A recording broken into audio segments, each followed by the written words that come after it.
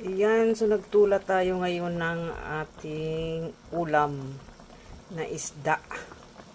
Yung tuna. Ooh, wow! Sus, ang bango. Mayroong alugbate, kamatis. Ay, masarap. Mmm.